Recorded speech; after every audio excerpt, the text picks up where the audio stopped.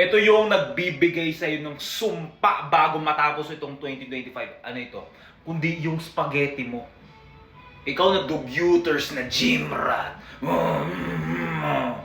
Malay katawan ko eh. Ito yung pinaghirapan ko eh. Tulongges ka. Itapon mo yan 10 years, 5 years mo nang ini-invest yan ah.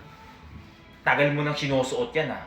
Alam mo sa totoo lang, may mga panahon o may mga araw na maganda rin talaga tignan yung spaghetti.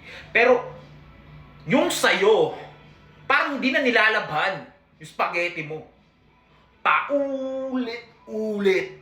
Ang dugyot mo na tignan.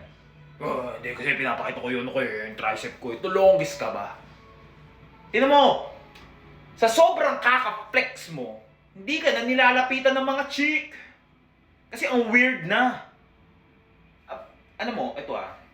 Ang mga na-attract mo lang, yung mga kapwa mong tulongges lang din. Kapwa mong mga malalaking katawan ng mga totoy golem. Di ba? Hindi ka man lang kasi marunong mag-invest. Hindi ka cool. Basically, hindi ka na cool. Isa ka na sa mga, alam mo sa school, yung weirdo, ganun ka ng klaseng tao. Weirdo ka na.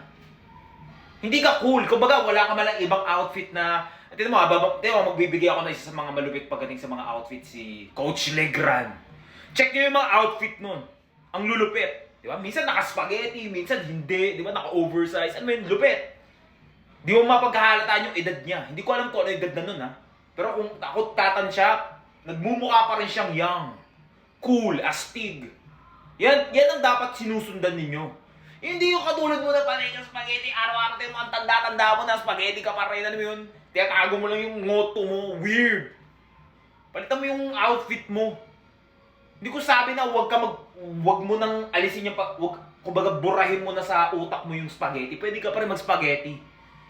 Pero, kumbaga sa loob ng isang buwan, 2 beses mo lang siya suotin o 5 beses, hindi yung 30 days sa loob ng isang buwan. Perfect attendance yung spaghetti mo. Ang weird ng tignan. Literal.